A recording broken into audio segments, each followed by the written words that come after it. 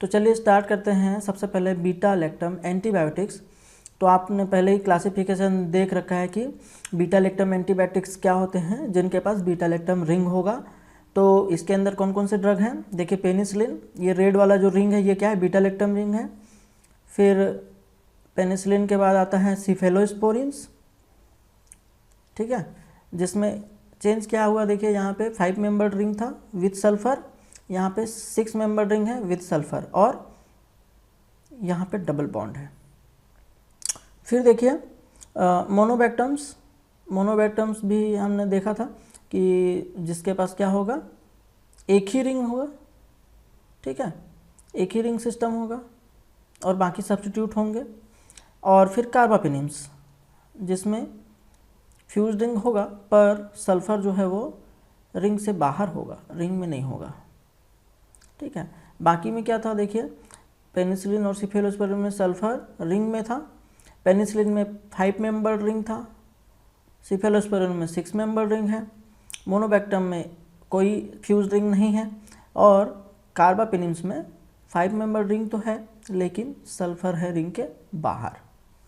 तो इसमें चलिए सबसे पहली जो ड्रग है पेनिसिलिन, हम बीटा लैक्टम एंटीबायोटिक से स्टार्ट करते हैं और पेनिसिलिन सबसे पहले देखते हैं। तो चलिए नेक्स्ट स्लाइड पर देखते हैं। तो चलिए देखते हैं एंटीबायोटिक्स का पहला क्लास बीटा लैक्टम एंटीबायोटिक्स, जिसमें हम सबसे पहले जो ड्रग देखने वाले हैं वो है पेनिसिलिन्स। तो पेनिसिलिन्स में क्या है, बीटा लैक्टम रिंग प्रेजेंट है, आपको ये दिख रहा है, ठीक है, और साथ ही साथ ये फ्यूज्ड रिंग सिस्टम है। तो बीटा लैक्टम रिंग के साथ जो फ्यूज्ड रिंग है उसका नाम क्या है, थायाजोलिडिन रिंग।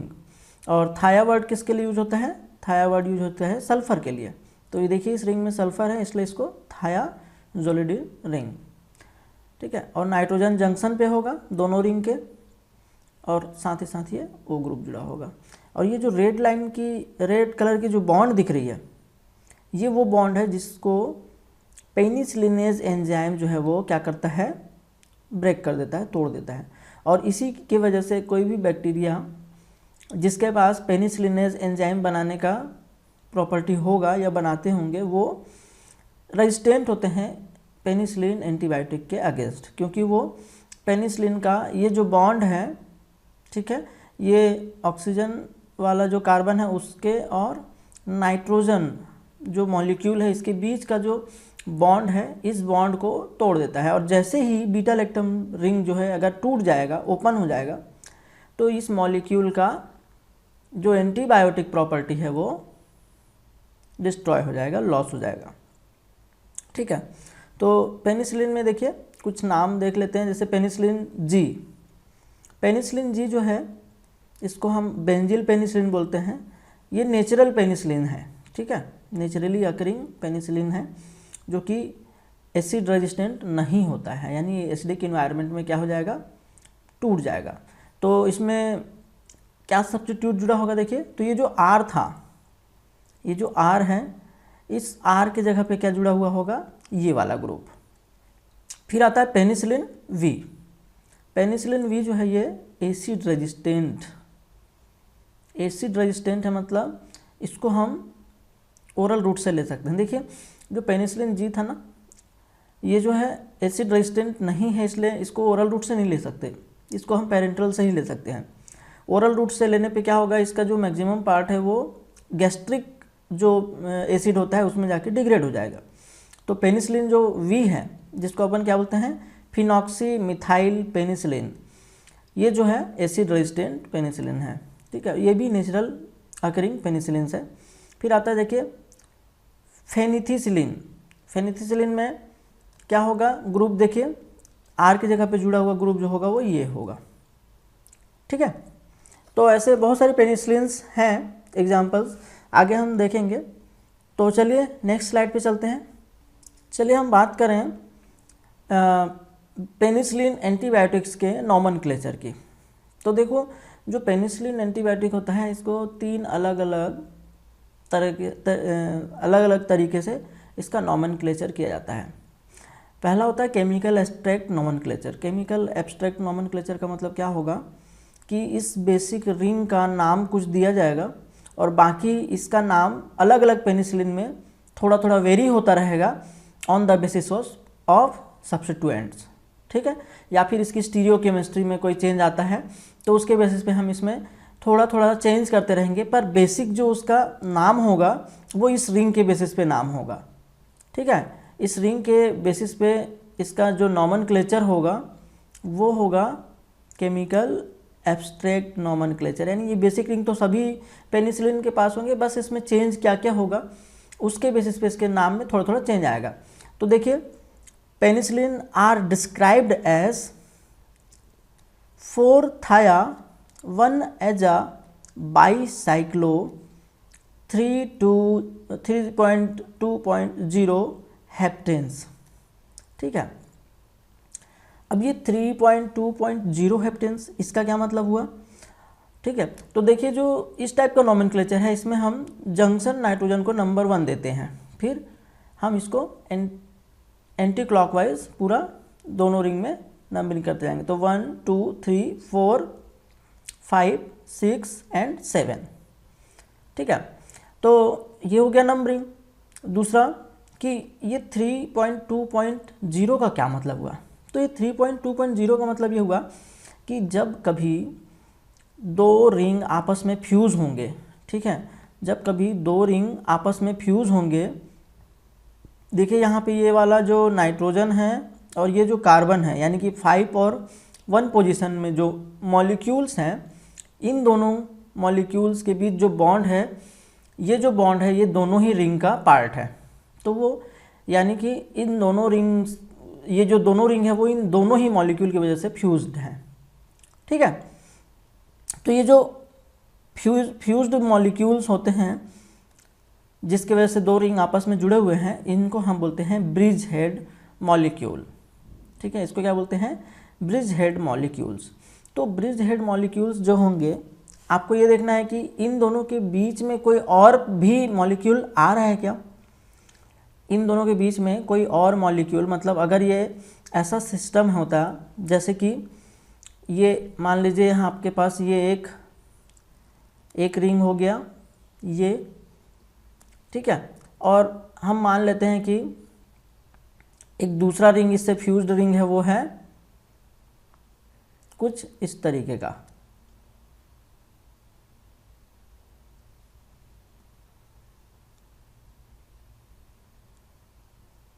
ठीक है। तो देखिए ये जो पार्ट दिख रहा है, ये वाला पार्ट और ये दोनों जो है ये ब्रिज हेड मॉलिक्यूल्स हैं, जिसकी वजह से ये आपस में दोनों ही रिंग फ्यूज्ड हैं। पर क्या इन दोनों के बीच भी कोई मॉलिक्यूल प्रेजेंट है क्या, ऐसा पॉसिबल हो सकता है, बिल्कुल हो सकता है। मान लीजिए ये सेम स्ट्रक्चर है बट इसका जो ब्रिज वाला मॉलिक्यूल है वो कुछ इस तरीके से है। देखिए ये एक 4 मेंबर रिंग हो गया, ठीक है। इसके बाद ये जो दूसरे साइड का रिंग है जो आपस में जुड़ा हुआ है, ये हम बना देते हैं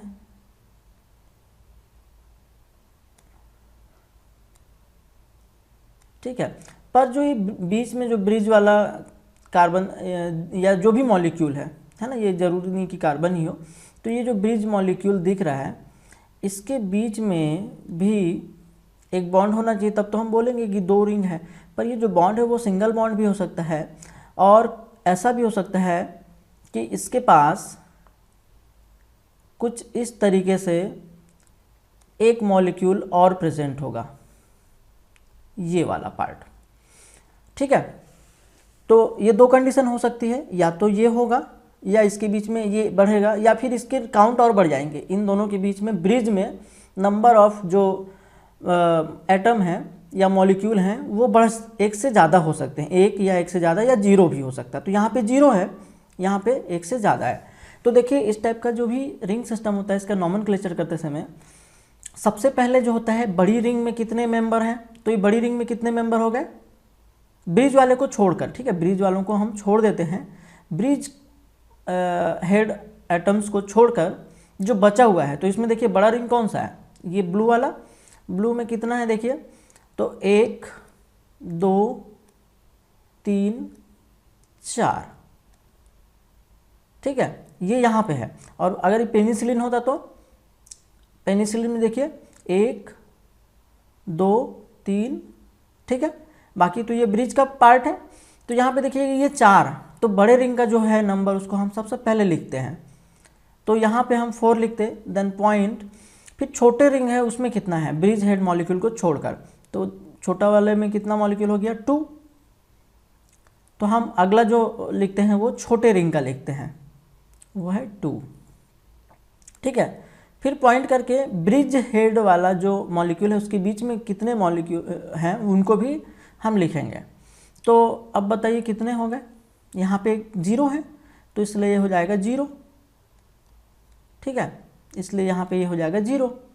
पर अगर ये सेम नंबरिंग सिस्टम हम इसके लिए यूज़ करें तो यहाँ पे क्या आ जाएगा 4.2.1, क्योंकि यहाँ पे ब्रिज हेड मॉलिक्यूल के बीच में एक और ब्रिज हेड मॉलिक्यूल प्रेजेंट है। तो ये नंबरिंग सिस्टम आपको समझ में आ ही गया होगा।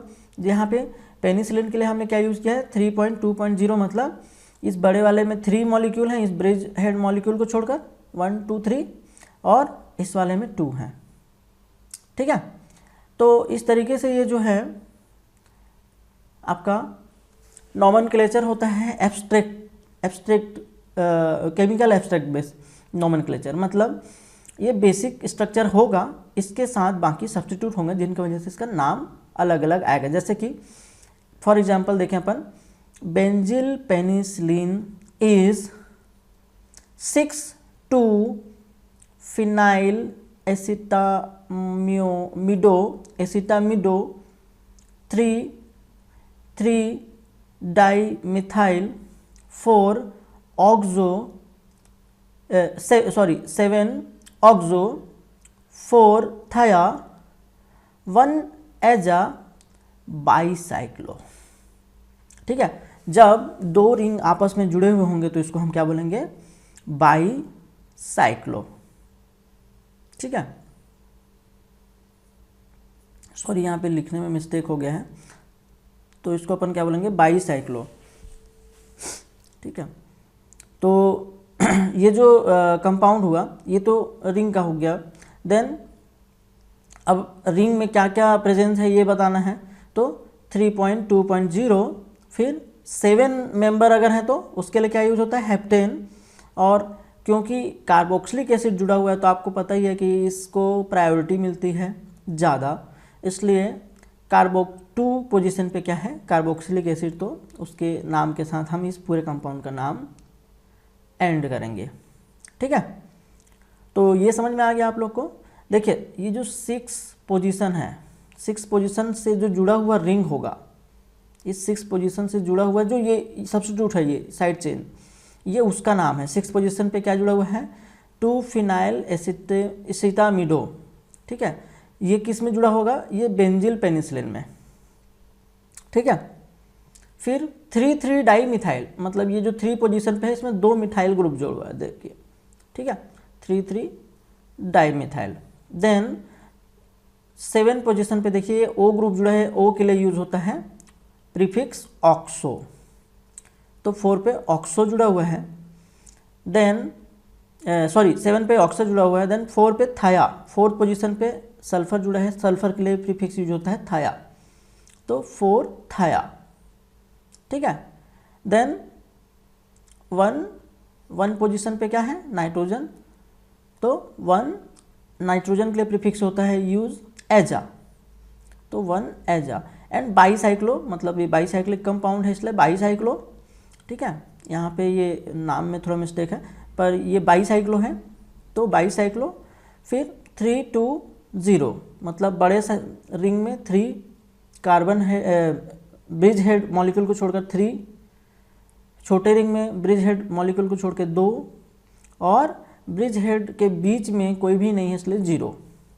देन 7 मेंबर का अगर है तो हेप्टेन, फिर 2 पोजीशन पे कार्बोक्सिलिक एसिड था तो 2 कार्बोक्सिलिक एसिड। तो ये इसका केमिकल एब्स्ट्रैक्ट नेमिंग हो गया, ठीक है। फिर देखिए इसका एक दूसरा नेमिंग सिस्टम आता है पीनम। तो पीनम जो है ये बेसिकली क्या होगा सब्सटीट्यूटेड बाईसाइक्लिक रिंग सिस्टम, यानी अगर इस रिंग में हम सभी चीज़ को छोड़ दें, जितने भी इसके सब्सटीट्यूट हैं उसको छोड़ दें, तो जो बचा हुआ जो मॉलिक्यूल होगा, जो स्ट्रक्चर होगा, वो कुछ ऐसा होगा। ठीक है, और इस टाइप का अगर स्ट्रक्चर आपको दिखता है तो हम इसको बोलते हैं पीनम। क्या बोलेंगे? पीनम। तो पीनम के बेसिस पे भी इसका नॉमेनक्लेचर होता है। For example, named was penam according to this naming system.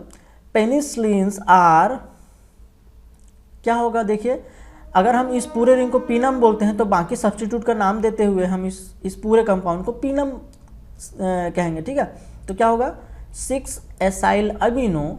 ठीक है, 6 के साथ एसाइल अमीनो आएगा, यहाँ पे एक एसाइल ग्रुप है एंड अमीनो है, ये 6 पोजीशन पे जुड़ा है, तो 6 acyl amino 2 dimethyl penam, 2 dimethyl penam and 3 carboxylate. 3 position पे क्या होगा? कार्बोक्सिलेट। ये 3 पोजीशन पे होगा जो कार्बोक्सिलिक ग्रुप जुड़ा हुआ होगा। अब यहाँ पे नंबरिंग सिस्टम क्यों चेंज हो गया? देखिए, यहाँ पे हम सब्स्टिट्यूट को काउंट कर रहे हैं पहले नंबरिंग देते समय, क्योंकि हम इसका जो रिंग है, इस रिंग सिस्टम का नाम हम क्या रख रहे थे? इसका हम नाम रख रहे थे थायाएजा। थायाएजा। तो हम यहाँ पे सब्स्टिट्यूट को प्रायोरिटी ऑर्डर के हिसाब से नंबरिंग करेंगे, तो कार्बोक्सिलिक एसिड को प्रायोरिटी ऑर्डर में मिलता है। ठीक है, इसी तरीके से यहाँ पे अगर हम सब्स्टिट्यूट को छोड़ रहे हैं और बाकी रिंग को एक बेसिक नेमिंग दे रहे हैं, इसलिए अगर रिंग में कोई हेट्रोएटम है और अगर मल्टीपल हेट्रोएटम है तो इसके लिए सीक्वेंस होता है, सबसे पहले सल्फ़र को प्रायोरिटी मिलेगी, फिर सल्फ़र से भी पहले प्रायोरिटी ऑक्सीजन को मिलेगी, ऑक्सीजन के बाद सल्फ़र को, सल्फ़र के बाद नाइट्रोजन को एंड नाइट्रोजन के बाद कार्बन को। ये इनका प्रायोरिटी ऑर्डर होता है। तो देखिए, अगर रिंग में सल्फ़र और नाइट्रोजन दोनों हैं तो शुरुआत कहाँ से करेंगे? सल्फ़र से, इसलिए सल्फ़र से 1 2 3 4 फिर 5 6 7। ठीक है, तो पीनम में इस तरीके का नंबरिंग होता है। ठीक है, तो इसका नाम क्या हो गया? 6 एसाइल अमीनो 2 डाईमिथाइल पीनम 3 कार्बोक्सिलेट।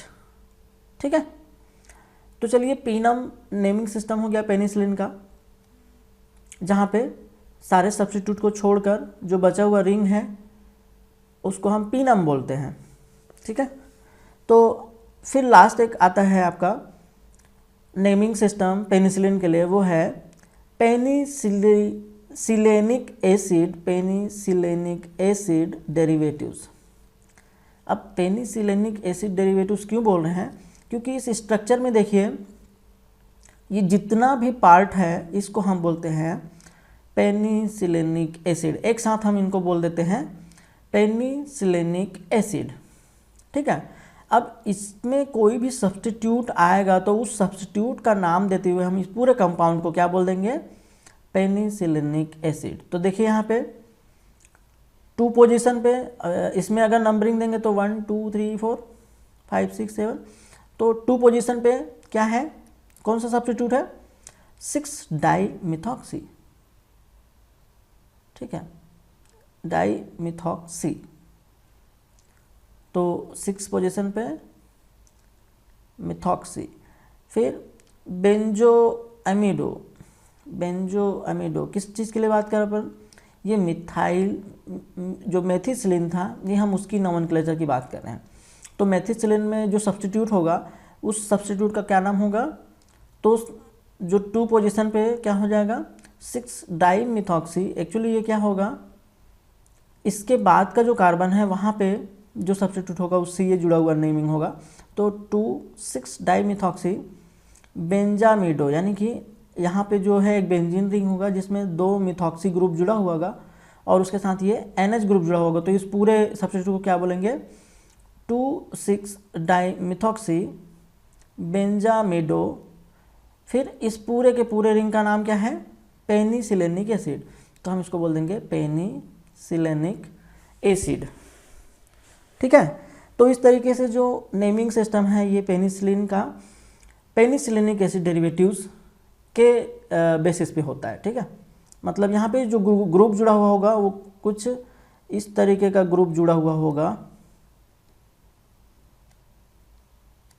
ये एक बेंजीन रिंग होगा जिसमें ये दो जगह पे क्या हो जाएगा, देखिए अगर आप यहाँ से सब्स्टिट्यूट बनाना है तो ये 1, तो ये 2 पोजीशन और ये 6 पोजीशन, तो 2 पोजीशन पे और 6 पोजीशन पे क्या है, मिथॉक्सी ग्रुप है। मिथॉक्सी ग्रुप होने की वजह से दोनों को हम क्या बोल देंगे, डाई मिथॉक्सी पोजीशन बताते हुए, और ये जुड़ा हुआ होगा आपका आगे चलकर इस नाइट्रोजन से। तो इस तरीके का जो है ये मेथिसिलिन में आपको देखने को मिलेगा। तो आपको आई होप आपको ये नॉमेनक्लेचर जो है तीनों ही मेथड आपको समझ में आ गया होगा। ये हुआ पेनिसिलिन्स के नॉमेनक्लेचर। फिर चलिए देखते हैं नेक्स्ट स्लाइड पे हिस्टोरिकल बैकग्राउंड। किस चीज़ का हिस्टोरिकल बैकग्राउंड, पेनिसिलिन्स का, ठीक है। तो देखिए पेनिसिलिन जो है ये 1928 में सर अलेक्जेंडर फ्लेमिंग के द्वारा डिस्कवर किया गया था, एक्सीडेंटली डिस्कवर्ड किया गया था, ठीक है। और ये जो पेनिसिलिन है ये वर्ल्ड का पहला एंटीबायोटिक है, फर्स्ट एंटीबायोटिक्स, ठीक है। अब ये उन्होंने डिस्कवर कब किया था और कैसे किया था, तो वो उस समय क्या कर रहे थे, वो उस समय इन्फ्लुएंजा वायरस पे वर्क कर रहे थे, एक्सपेरिमेंट कर रहे थे लैब में, ठीक है। तो उन्होंने अपने लैब में बहुत सारे कल्चर बना के रखे थे स्टेफाइलोकोकस के, ठीक है। ये किसी स्टडी में यूज़ कर रहे होंगे। तो उन्होंने क्या किया था, ये जो स्टेफाइलोकोकस था इसको ये खिड़की के पास, लैब की जो खिड़की होती है विंडो के पास, इसको खुला छोड़ दिए थे। अब इसको खुला छोड़ दिए थे तो क्या होगा, इससे उस पर कोई ना कोई फंगस लगेगा। तो इस पर उसमें देखिए ये जो दिख रहा है जोन, ये ब्लैक ब्लैक सा स्पॉट दिख रहा है, ये क्या है एक्चुअली में, फंगस है। ये उनके कल्चर प्लेट में फंगस लग गया था। तो अब ये साइंटिस्ट आदमी है, ख़राब भी होगा तो उसका कुछ ना कुछ स्टडी करके ही इसको फेंकेंगे। तो उन्होंने देखा कि एक्चुअली हो क्या रहा था, इनका जो कल्चर था इस फंगस की वजह से, इस कल्चर में जहाँ पे ये फंगस का जो जोन दिख रहा है आपको, यानी कि जहाँ तक ये फंगस फैला हुआ है इसके जस्ट जो साइड का हिस्सा है, जो इससे इसके पास में जो हिस्सा है, ये इन हिस्से में क्या था कि जो स्टेफाइलोकोकस थे वो मर रहे थे, ठीक है। अब मर रहे थे तो इससे क्या फ़र्क पड़ता है, वो तो इनको फेंक देना चाहिए था। बट फ़र्क ये पड़ता है कि अगर इन्होंने एक कल्चर प्लेट बनाया है तो ये इन सब चीज़ का ध्यान रखेंगे कि ये कल्चर जो है उसमें प्रॉपर मात्रा में सभी न्यूट्रिशन प्रेजेंट हों, ताकि इसका कल्चर जो है वो क्या रहे, जिंदा रहे, मरे नहीं। तो अगर इसमें न्यूट्रिशन तो पर्याप्त था पर फिर भी अगर मर रहे हैं तो इसके पीछे कोई ना कोई तो रीज़न होगा, इन्होंने सोचा।